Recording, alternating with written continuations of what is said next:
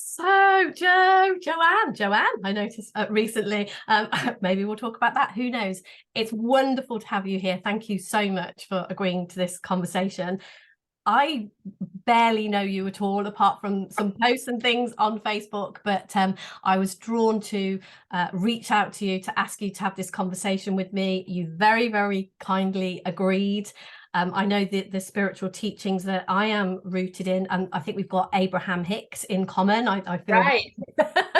I love that. And then I'm very Byron Katie, and the three principles are the two things that are, some of my deepest groundings.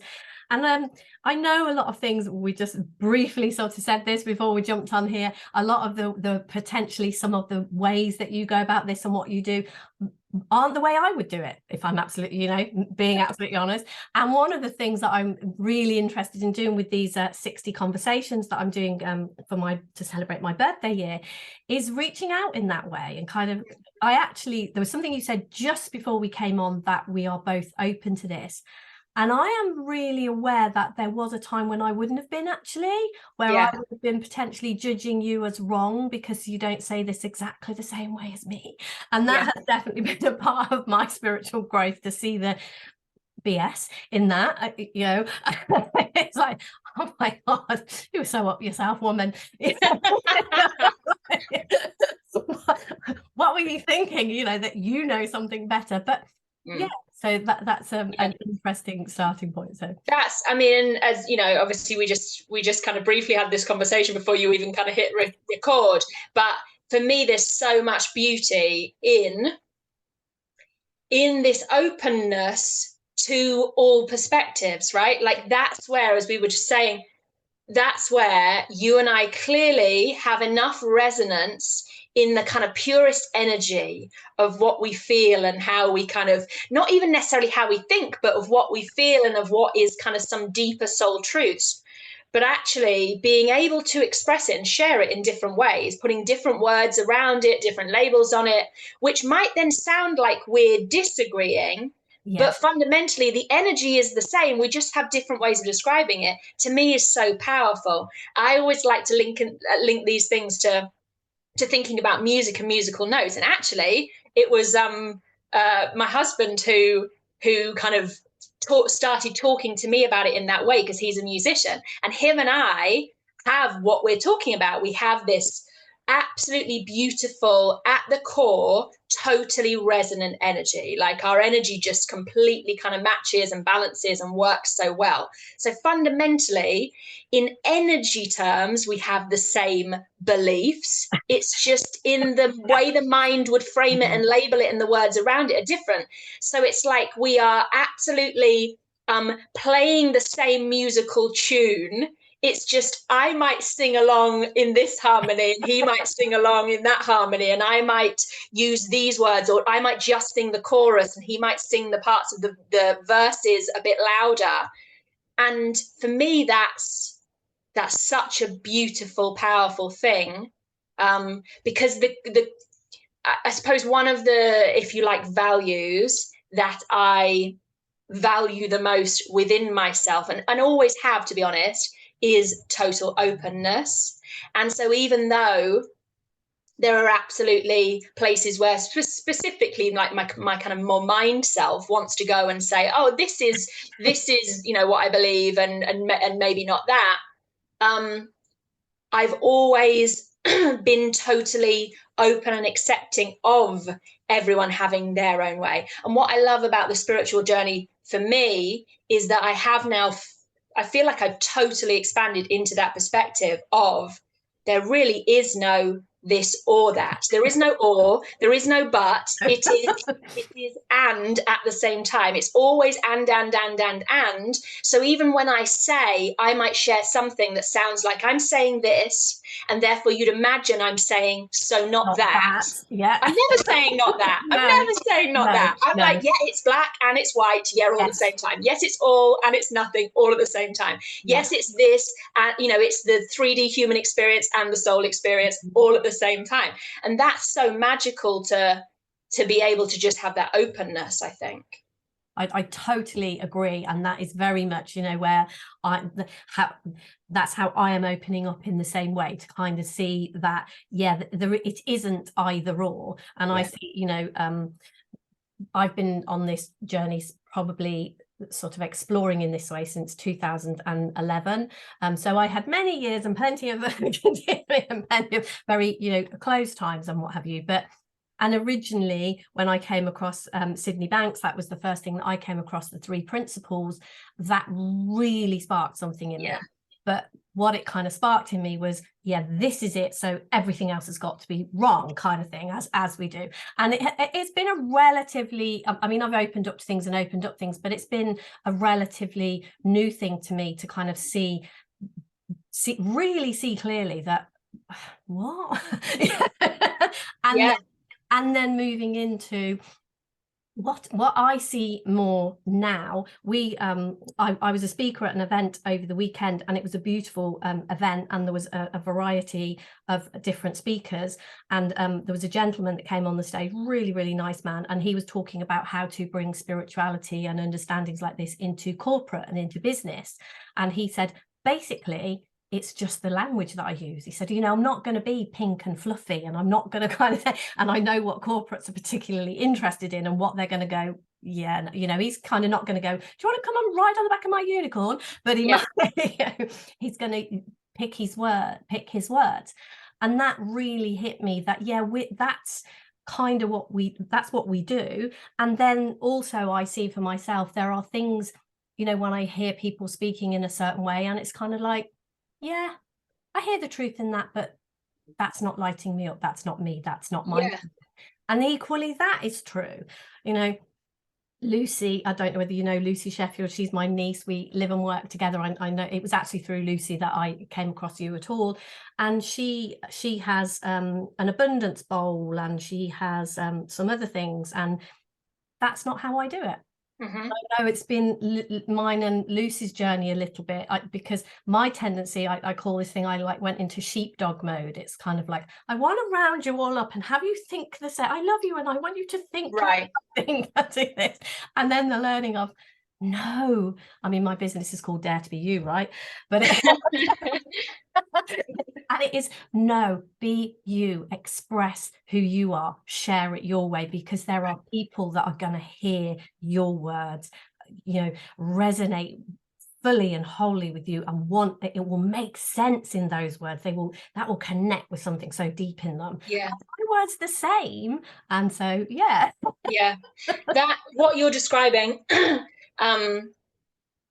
to me, a way of kind of an image, I suppose, I'm getting around it is, there's this kind of thing where initially, a lot of the time, we're in that very conditioned place, like particularly kind of early on when we've had, you know, stuff happen and whatever, and we're kind of in that place.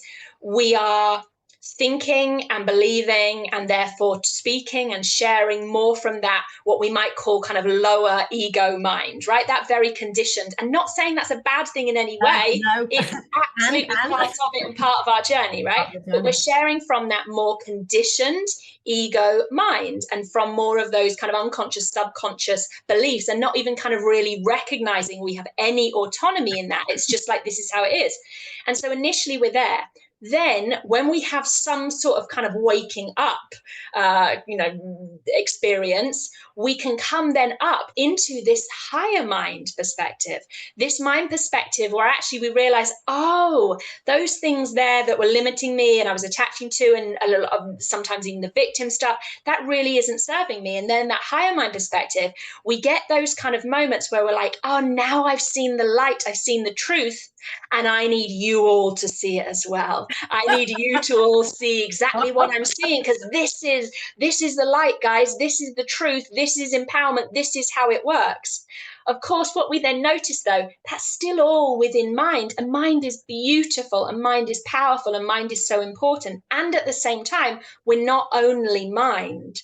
And so that higher mind absolutely is to me where a lot of in our industry the mindset work happens, the kind of, you know, doing the work on the kind of beliefs and the thoughts, and we do lots of the mindset stuff, which is so empowering, and is where a lot of people are at in their journey, where starting to do that and wake up from the lower mind, not saying it's bad just because No, it's that lower, doesn't, just the yeah, lower yeah, mind, yeah. to the higher mind, is so powerful.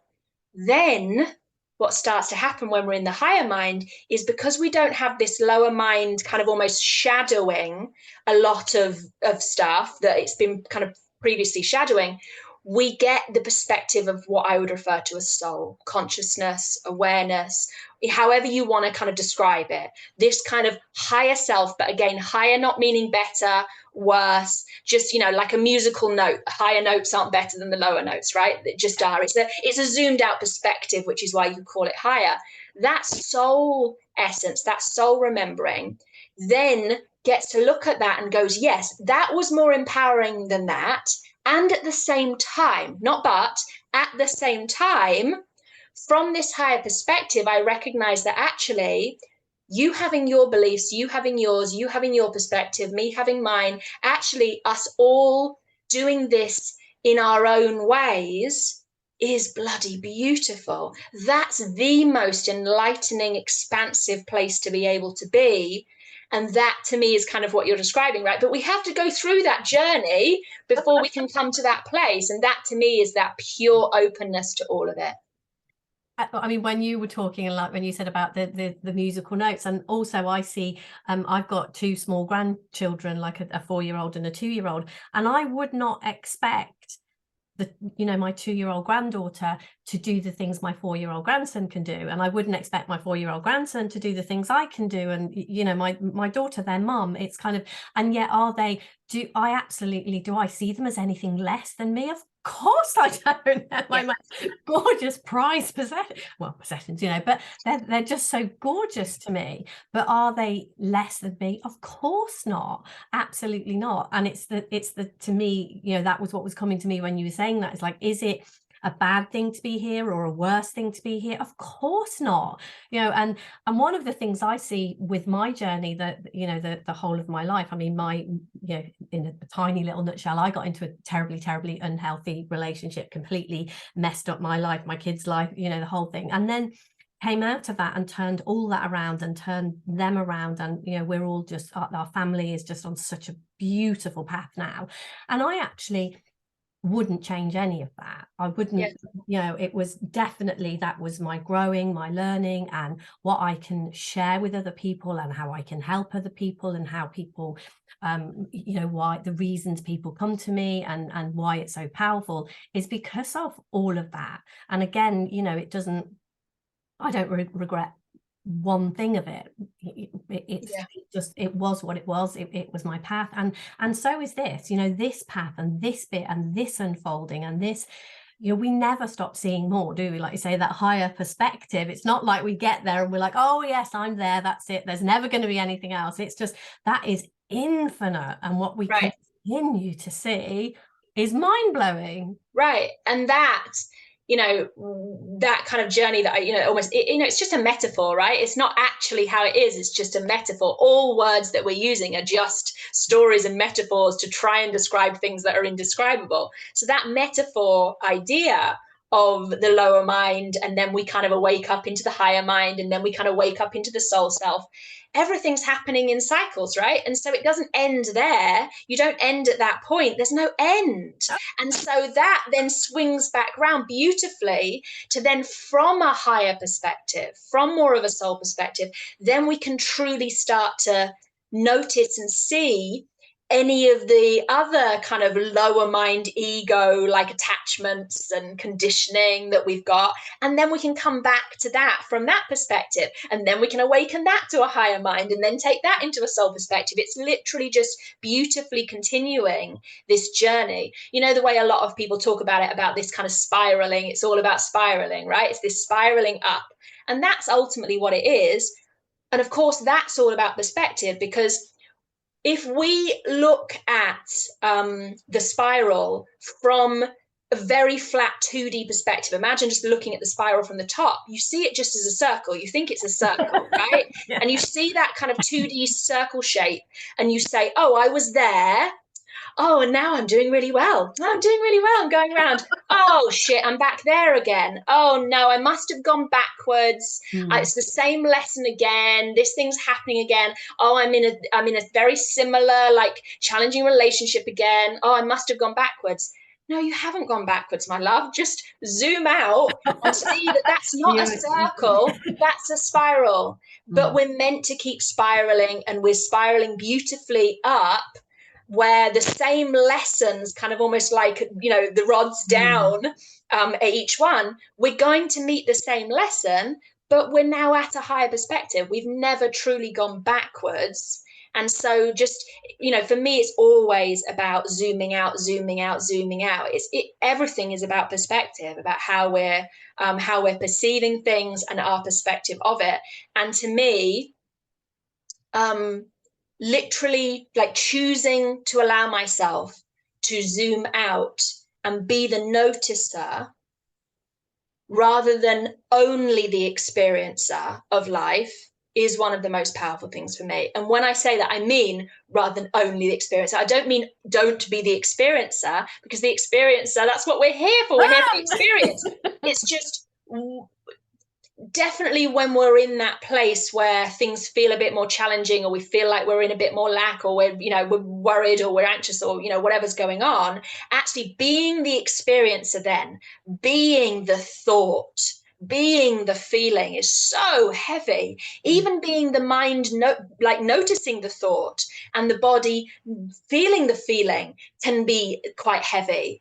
And so we can just remember, we can keep zooming out even further. We can zoom out to the place where I'm not the thought, I'm not the feeling, I'm not even the mind thinking the thought and the body feeling the feeling. I'm the awareness. I'm the soul consciousness that's noticing the mind thinking the thought and the body feeling the feeling. And from that perspective, oh, it's okay. I can hold space for that. I can allow that. I can let that flow through. And then whenever we want to, we can call ourselves back into experiencing it. What I love now is that I've come to that place so much, and to that higher, not meaning better, but that higher perspective to such a degree that I not only choose to jump back in to being the experiencer when it's like a beautiful part of the journey, I also actually often choose to jump back into being the experiencing when it's not so beautiful, when it's challenging, because I have ultimately come to that perspective enough to be able to be the experiencer and the noticer all at the same time. And so even amidst, for me, the height of challenge and crazy stuff going on, I'm always still like, isn't this fun? We're just splashing around in the waves. Isn't this fun? And that to me is so freeing. But it is that continuing to notice we're spiraling up, we're spiraling up. I absolutely love the way that you explain that. That is just so beautiful. And to me, what I see in that is, who wants to read a book that kind of says, oh, and Joanne was born and she lived happily ever after, the end? I mean, how boring would that be? And who wants to go on a roller coaster that does that? We don't. Who's kind of slowly chugs along. We want that. And what I really heard in what you're saying, what I'm really seeing for myself is the kind of the trick, almost, if you like, whatever, I don't know, but that getting to that place where you can see what it is that is going on, because we are infinite, infinite intelligence forever and ever and ever. We didn't start and we won't end. We are infinite intelligence forever. We're human playing this game just for a little while, and it's so precious to like to enjoy it and play it. And we're playing it from such a safe space, and that that's the words that I've never heard it described that way, but that's kind of, and that's what it looks like to me. It's just like, I'm playing this game, and when I play Monopoly, I go around the board and tiptoe around the land on, go to jail, go straight to jail, and then I kind of go back around and then try and land on the places where where it says by Mayfair and Park Lane, you know. But it's, and both of them, they have their own kind of fun, you know. It is, am I going to go to jail, am I going to go, oh sugar, or yeah, yes, missed it this time, or, and it's all a part of the game and the fun. And definitely sort of looking in a spiritual direction, beginning to understand who we are, beginning to see that spiral and what happened. I mean, that is just going round and round the Monopoly board, isn't it? And you go through, Right. you absolutely go through the places where you're like, oh no, I'm going to lose everything. Yeah. And you get to choose whether you say that that's fun or not fun, right? And whatever you choose to say and believe is going to absolutely become your truth. Yeah. And so, you know, you can totally, even playing Monopoly, you can attach to the, you know, what it means about you, whether you win or lose, or whether you go to jail, or whether you buy that house or don't buy it, right? It's a lot easier playing Monopoly and looking as the conscious awareness, zoomed out perspective on that game, to not attach to it. It's much easier to not attach to that than it is us living the life, you know, being the person buying the house and going to jail and having all the stuff that's happening, whatever it is. But you can absolutely use that kind of, you know, same metaphor. What I love, but totally freaks out my husband, is that in that sort of vein of where we're saying that how I absolutely can choose to jump in and be the full experiencer, have the full human experience, and at the same time will always be holding this conscious awareness that says everything's totally okay, I'm all good, so it's kind of just fun and funny, is that sometimes I can be in the middle of, I've jumped into splashing and crashing around in a wave, right, of humanness, where maybe I'm even like sobbing. I'm like, oh, right, and I'm like, oh no, this is happening. Yeah. And then I'll suddenly, and the husband's there, and I'll suddenly then just in the middle of sobbing and no, it's all terrible, I'll go to him, okay, it's terrible, I'm fine.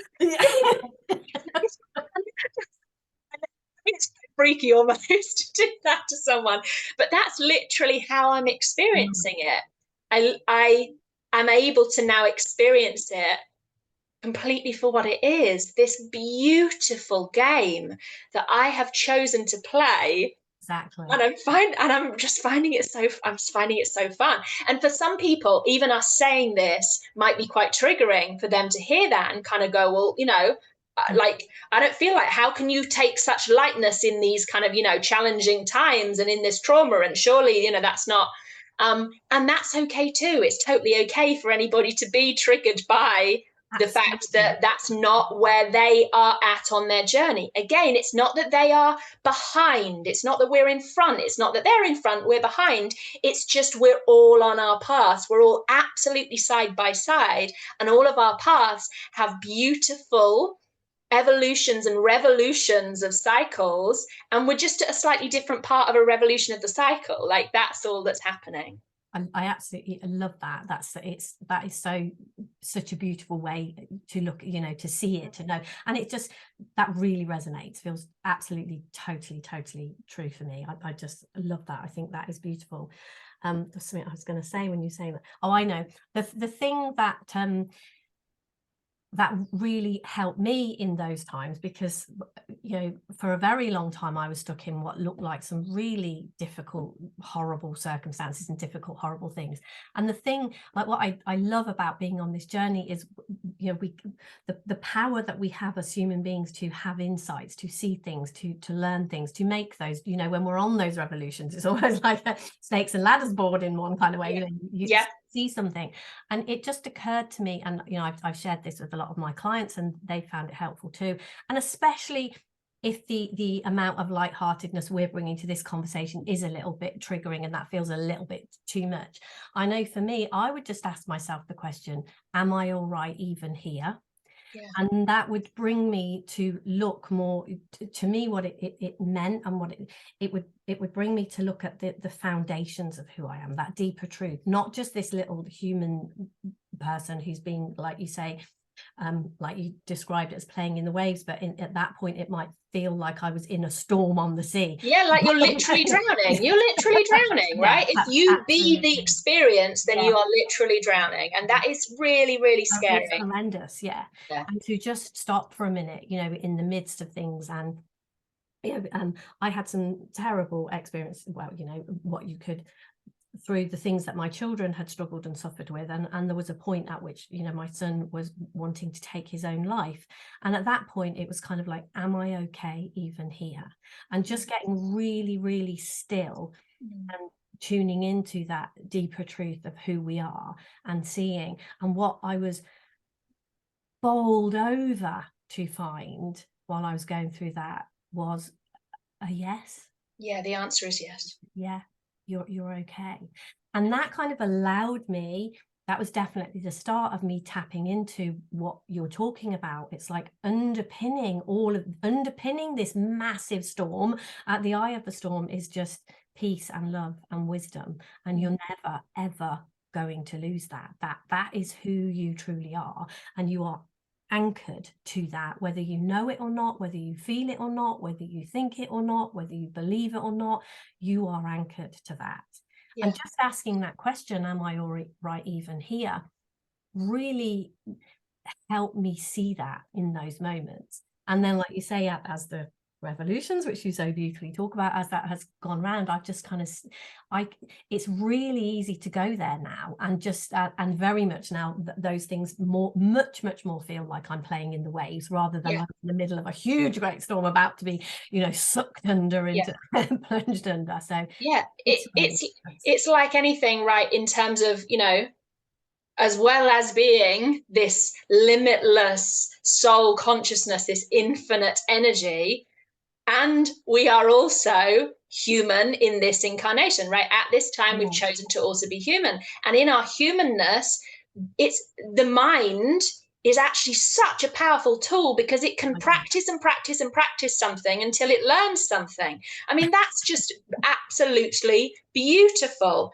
And so in that, you know, the way I describe the work that I do with people is that fundamentally what's happening is we are reactivating a soul consciousness. We're reactivating awareness within them. And that's a soul thing. The awareness is a soul remembering. It's like bringing the music back into it. It's like this idea of that's the musical note, like that's the tune, the melody that their soul is playing. And so it's about reactivating and retuning into, reconnecting with that beautiful music, that delicious tune, that purest vibration tune, that from our conditioned self, there've been like some, you know, is it E or or ah, or, you know, is it this? Oh, that tune doesn't quite, is it this? Oh, should I be, you know, I'm going to play the musical note D over and over and over again, even though that doesn't feel quite right to me. Yeah, because you're a musical note C, or whatever else it is, right? It's about reactivating that absolute soul remembering, the awareness in soul. And then when you've activated that awareness in soul, when you've kind of started to tune into and be able to hear more clearly your soul's tune, then here's where the work comes in, the human work. We have to integrate that into mind, right? Because the mind initially is going to go, no. I've been playing this tune all along. Yeah, I know you haven't liked the tune, but that's the tune we play, and that's the one we know. And so then that's where the work comes in. That's where actually we're integrating, we're practicing, we're repeating, we're, you know, whatever the practices are that people, you know, feels good and right to them to do, we're doing all of that to integrate in mind. We're literally teaching the mind to integrate the soul's awareness, the soul's remembering. And ultimately, if we do that enough, that is going to then, for me, fall into what I'd call phase 3 of that, embodiment. It's going to fall deliciously deeply into the body and become embodied, where it just is how we be, right? And then of course then that cycle starts again with something else, and again, or with the same thing on a higher spiraled up level. But that's fundamentally what we're talking about. And so when we've both said that we have that experience of being able to jump back into the waves on purpose and still always find that place home in the heart that just goes, I'm totally okay, even here, I'm still okay. That is because that's initially come out as a soul awareness, I'm totally okay no matter what. Then we've integrated that through the mind, and ultimately that has fallen deliciously into the body. It has become embodied. And so you can't unembody something. You literally can't. There's always going to be a higher perspective you can see around it, but you can't unembody it. And a lot of people have the soul awareness, start to integrate it in mind, and very quickly go, oh, it's not working. It's not working. Yes. No, it's not sticking. No, this isn't working. And of course, then that's just going to keep calling them back to, well, come back and just see the soul awareness. And they almost keep pinging back and forth between here. So that's where, you know, most of the work I'm doing is helping people to really seriously notice that, then really do this work and holding enough space for the light and darkness of that work, because that's going to be some swinging of the pendulum between light and darkness. There's going to be some challenge. There's going to be some, it doesn't feel like it's working, you know, whatever it is. But ultimately, if you can hold enough space for yourself through that, everything can become fully embodied, and you can't unembody something that's embodied. I just adore that.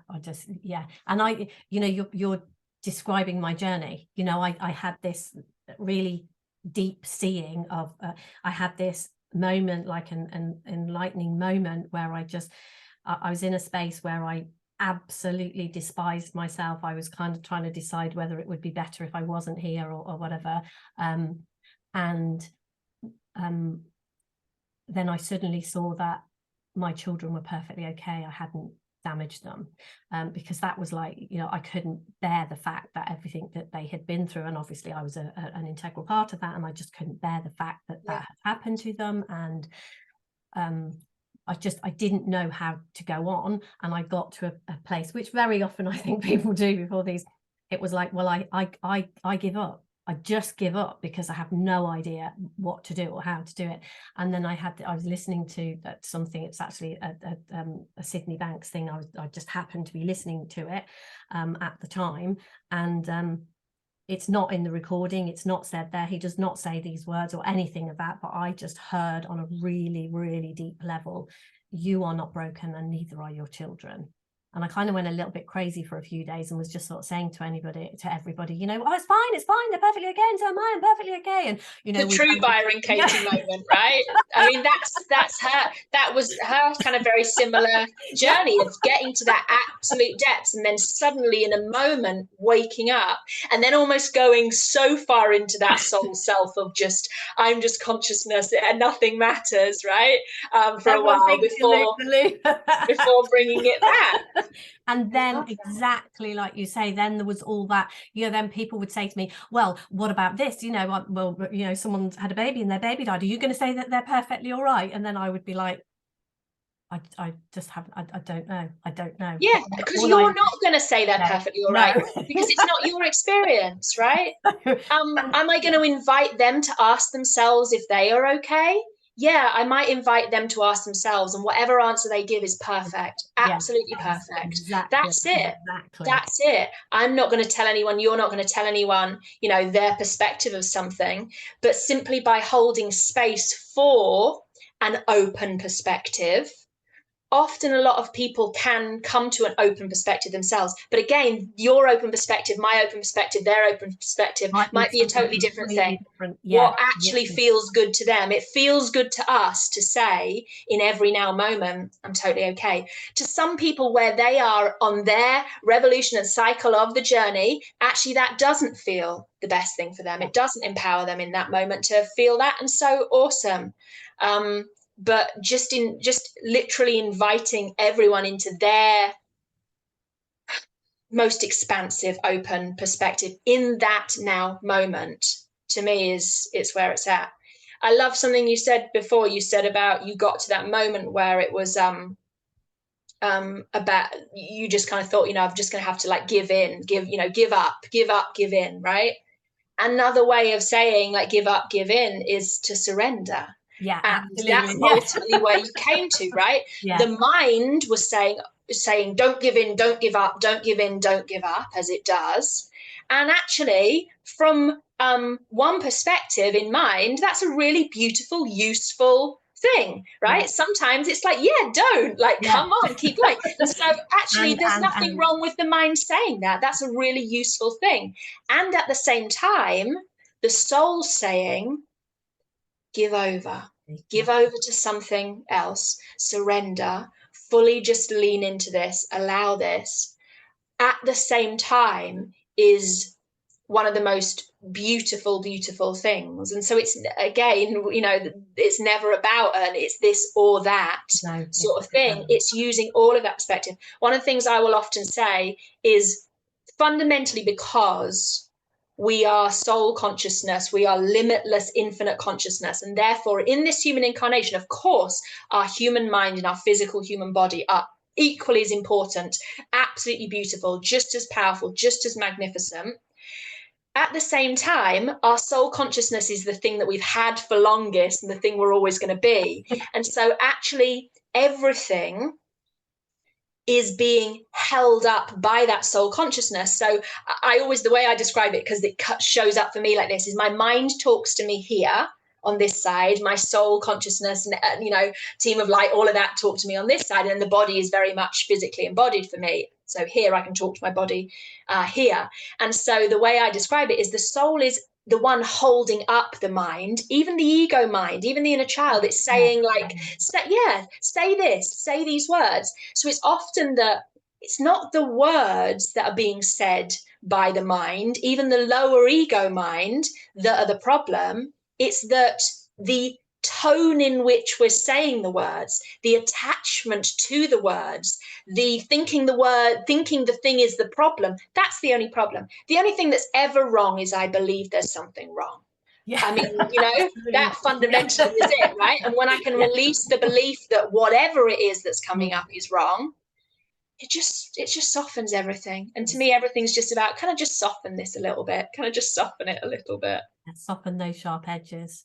Absolutely. And I think then the integration of it, if we go back to that whole, who wants to write a book that says, and Joanna or Deborah was born and then they lived happily ever after. We want, we are here in human form. We're here for this, whatever, 80, 100 years, whatever we are, to write that book, if you like, to live that, to do that, to fill in those. And so we want, and to me, definitely, this isn't about, we are creators. We are absolutely born creators, but we didn't come here particularly for our creations. We came here to create. We came here to play this game. Yes.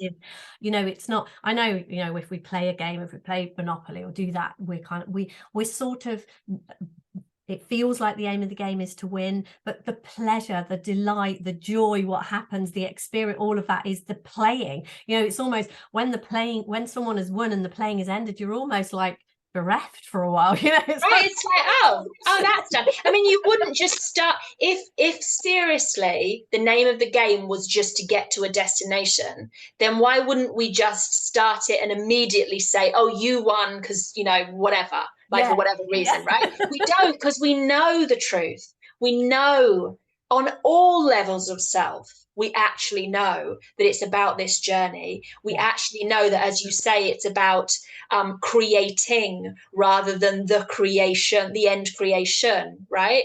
And that to me is the deliciousness of, in each moment, choosing to allow myself to pause and be in this now moment of the journey rather than that destination. So many of us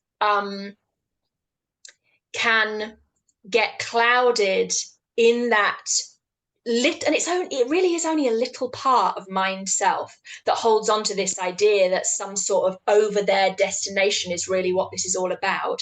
It is only actually a very small part. Having worked now with thousands of people to support them in coming more to this present moment joy of the absolute journey, the abundance of the journey, I've really come to recognize it is just a tiny little part of ego attached mind self that says I have to get over there before I can be happy. That thing is over there, and it might need quite a lot of reminding in the integration phase, but it is ultimately something that we can reprogram, is almost the wrong word, but we can absolutely hold enough space for, notice from a zoomed out perspective enough that it kind of softens itself so much that it doesn't keep just jumping in.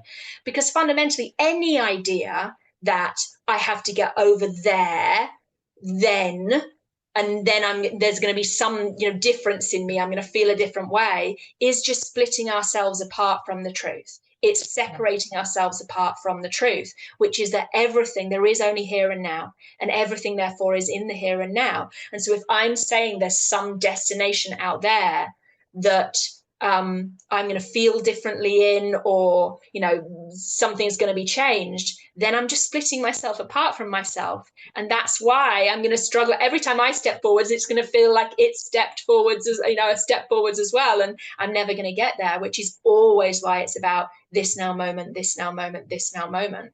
And then the beauty is, as you then inevitably are walking forwards on your journey and on that path, the things that you would have initially imagined were out there, when you're just in the now moment, they're suddenly here. Oh, here you are. Oh, here you are. Oh, here you are. Here's my thing. Oh, okay, cool. It's that is, and again, it's so paradoxical, isn't it, the Completely. journey? And I think, like you say, it's definitely the journey is that integration. And I can see for myself, I had that huge moment, and then I just got really, really confused because nobody got what I was saying, and then basically, so I sort of said, right, I have to learn how to speak about this. And that's when I saw other people and spiritual teachers and listened to things, because it was like, I have to find words on this because I know something. And I kept going back, definitely I kept falling into all sorts of things, and it was like, but this knowing it's never really diminished, it's just, it keeps. And like I say, anytime, the odd times when I thought, what the heck am I doing? Why am I doing this? In those sorts of moments, then the pull again has been there. It's sort of been, but yeah, that integration. But that really is like, in February of this year, we were on one of those places. We'd reached one of those places again where it's like, oh gosh, we're going through this. But it was okay. So what was it that we knew that we did? Because of how much I messed up in my life around relationships, my clarity and the insights and the things like that came around relationships. And relationships, to me now, it's just so obvious how that works. It feels like, I've kind of, and I went around lots of loops while I was integrating that. Yeah. but that, as you were meant to, right? As you were meant to. Absolutely. And then it's kind of like, we came to this thing in February, and that was actually around business and money. And it was like, yeah, you've totally got that as something, you totally see if something happens in your relationship, you just go straight to, so you zoom out, you look, whatever words you would put on. It's, for me, I give it to God, I do whatever, I just know what to do. And it looks funny even in the moment when it looks terrifying. It's that thing again. At the same time, it can be terrifying and kind of funny, right? Totally do that. And then this is like, you are seeing this as something outside of that. You're seeing this as something different. And we really had an absolute belly laugh actually at ourselves, at the ridiculousness of it. And then we were kind of like, right, okay, let's just do this thing. Let's have the only thing we ever do about this. And the words I use and the way that I would describe it is look to God every time. All we do, that is what we do. And I that word just works for me. Use whatever word it is, but it's like it works for me. It works, literally all of the words, again, because I'm so open to all the perspectives. All of the words work for me, and I actually, I love using the word God within that. I know, as you just said it, I can feel that energy of you kind of also knowing that for some people that word doesn't work for them, and that's totally okay too. Totally okay. So it's just like, and I know a couple of people sort of said to us, you do realize what's going on here, maybe that's a little irresponsible to it. And it's like, no, I absolutely I am so certain. And it's been hilarious watching how quickly things turned around and how magnificently things turned around, and the things that have been showing up since then. And exactly, it's like you're sort of saying, is like these things looked out, we were definitely doing this out of reach, keeping it away, and seeing that all just completely and utterly change, and really laughing at ourselves for, falling for it again in one sense, but also knowing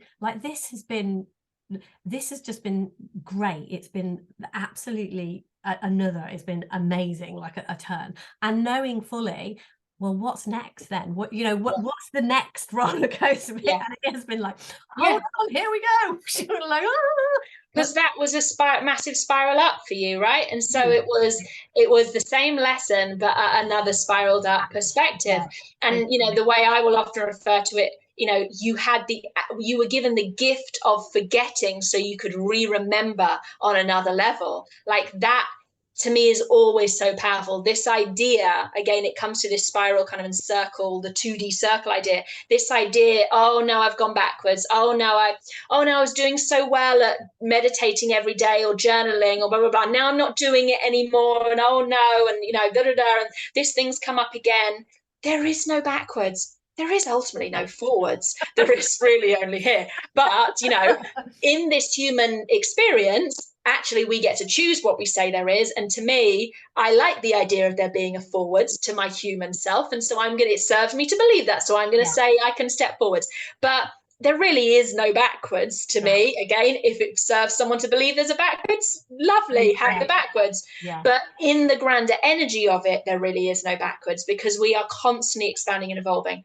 Fundamentally, as energy, as consciousness, as absolute limitless vibration, energy is constantly expanding. You cannot change that. It's constantly evolving and expanding. And therefore, fundamentally, in order to move, in order to be more, we don't need to do a damn thing. We literally can just sit, stand, and be, and our consciousness, our energy, our truest self would expand. We would be more and more and more and more in every single second. Now, in a human incarnation, it's not really that fun just to stand and do nothing. So we're also absolutely bringing in that beautiful human energy, that more masculine energy of creation and creating, as well as the creativity of the feminine, more kind of soul energy. And so then we get to bring that in as well. I mean, to me, that's just so delicious, but it's not needed to expand. And I think that's the reason for me why all energy is like equally beautiful, and fundamentally all energy is just one. But if we're having a human conversation, we have to be able to split things out into parts, even to have a conversation, right? To be able to say words. And so if we're doing that, recognizing, for example, you know, the feminine energy and the masculine energy, for me, it's always more powerful for me to expand into my more feminine energy first, whatever that even means. Because that's the energy of being, that's the energy of flow, that's the energy of receiving, that's the energy of allowing, that's the energy of pleasure, of desire, of creativity. Where then, when I'm in that vibration, which is a much more present moment vibration, that then leads me naturally into, almost from that feminine, enticing in the masculine. I'm like, yeah, come on, come and dance with me. Come on then, right? Come and spin me round. And he thinks he's the one leading the dance, but I'm equally leading the dance because I enticed him in, right? I'm like, yeah, come on then. Then he can grab hold of me and literally like spin me round the dance floor with this creating vibration of choosing and of, you know, of autonomy and of this deliberate on purpose kind of nature. And that combination there is so powerful. I always do remember that the feminine, again, chicken or egg, like what does it even mean to come first? But the feminine, to come first with the feminine of just getting into that delicious present moment, like flow, just enticing him in. Oh yeah, come on then. Yeah. Giving me a little wink. All of that is almost always more powerful than him coming straight in and spinning me round when I'm still like, I don't even know where I want to be and where I want to go or what dance we're doing. And so then I'm just on the hamster wheel of doing. And I'm not actually getting anywhere. I just love that. And it really puts beautiful words on like what I see for me is I have I am statements, and they are, who am I being?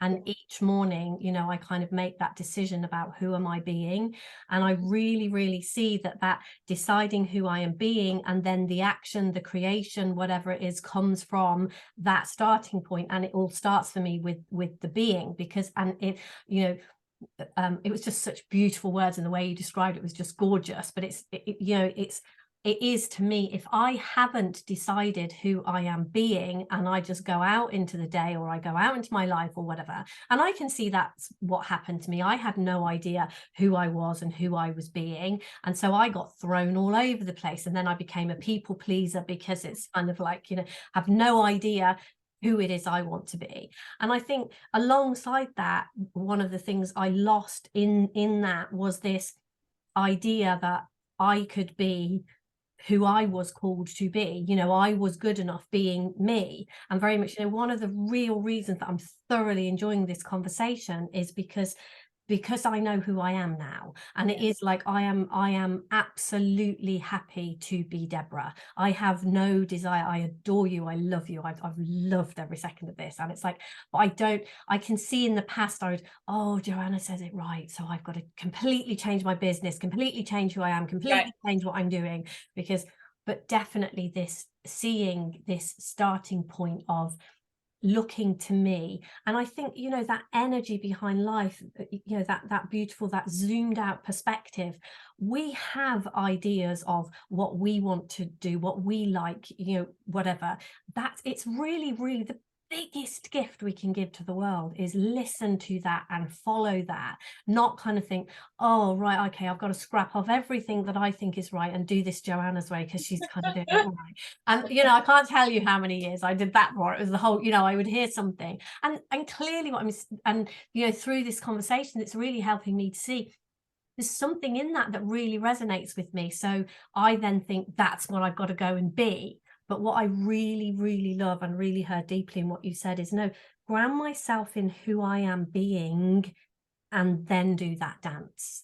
Then do that. And I see that's what I'm doing now. And I can see the success and the peace and the gorgeous things that come from that. Just taking a few minutes, you know, and looking at, I am a beacon of love and light in the world. You know, I am completely committed to Russ in every single fiber of my being. You know, I have all these things that I do, and it's like so beautiful. And what the creation of that being, the thing that happens from that is it is just pure joy and delight and deliciousness. Whereas, and very much, you know, this conversation, I feel this has really expanded me, what we've got, but it's expanded me. It hasn't made me go, oh, right. It hasn't expanded you into a version of me, right? That's fundamentally the absolute core. What I love as well, as you're saying that, whatever our deepest soul lesson is, right? In order to be able to really expand our deepest soul truth, our deepest soul lesson, if you like, we have to first experience the contrast of it. We have to first experience the misalignment, the darkness, the forgetting before we can experience the light, the alignment, the remembering, right? And so you had to, and most people absolutely do, you had to go through quite a long phase of the contrast of where you were truly meant to be able to be and see. So you had to be someone who was thinking you had to take on that person's way of doing it, and now that person's way of doing it, and now that person's way of doing it. And to feel the dissonance in that, you had to feel, that's not my musical note. This song feels wonky to me. I can't dance to it. It doesn't feel good. I don't know. My arms and legs won't work to this song. I don't know the words. You had to be able to experience that so that you could experience now the truth of your soul. It doesn't have to be the truth of anyone else's, but to be able to experience the truth of your soul, which is that you are absolutely here to be, as you said, for your business, dare to be you. You are here to bring that consciousness, that wisdom, that vibration to humanity. And you wouldn't have been able to do that nearly as beautifully if you hadn't have experienced the contrast of that, if you hadn't have experienced you trying to mask yourself or into other ways, or trying to take on board other people's ways of doing it. And so now that you've seen it from that perspective, you swung from one side of the pendulum to the other. What's beautiful is, here's what I love, you've swung from one side of the pendulum to the other, but you don't stay here. No. Stay here. You zoom out and you get to go, oh, I'm not the pendulum. No. I'm the one watching the pendulum. Them. And so you can literally now watch that pendulum sometimes swing back to, oh, I've started to take on her way of doing it, when actually that doesn't resonate with me. And then you can watch it swing back to the absolute innate, no, I've got it. You are the consciousness observing that. You are observing that beautiful pole of polarity that the mind wants to look at and split into two and say duality, this or that, this, but that. You are the consciousness watching and seeing that's a whole pole. That pole of polarity isn't actually two, it's a whole pole. That's the real beauty of it. That's the real beauty of it. And that, again, in what we were saying with the kind of almost that same metaphor of the lower mind into the higher mind into the soul perspective, it's like the swing on the misaligned side is where the lower mind kind of wants to convince us we are. Then we swing to the aligned perspective where the higher mind wants to say, yes, stay here, this is it, and everyone should be here and know this. And then we go, oh no, hang on, I'm not either of those. I'm this. I'm watching it all. This is ultimately, and yeah, absolutely, you can see this bit and then see, yeah, the observer of it, that place is ultimately, and that is who we are then, isn't it? We integrate that, who we truly are, into this, and then watching that pendulum, you know, playing Monopoly, doing these things, it just becomes what it is, a fun game. Where you might lose everything you ever had, where you might end up in jail, but equally where you might get, and you do, you know, you see it all as greatness. And when you do play those games, you know, when we actually do play those games, if someone gets a little bit too serious, I mean, I can remember when my children were small and playing things, and one of them, you know, if one of them sort of started to get upset or anything, so I went, well, it's only a game, why are you taking it so seriously? And this kind of, that always comes to my mind with this, you know, when something looks really real to me, it's like, well, it's only a game, what are you taking it so seriously for? Look at what it is that's going on, see it from that perspective, and something will show up differently for you. And it does become, again, you know, it comes back to, there is no fun playing the game and getting to a space where, oh my gosh, this might all go horribly wrong. And even when it does, you know, any good film, any good book, any good story has all of those elements. And you know, the human story is definitely, it is the most delicious, it is the most amazing, it is the most fantastic, it is the most beautiful. So, oh gosh, I love it.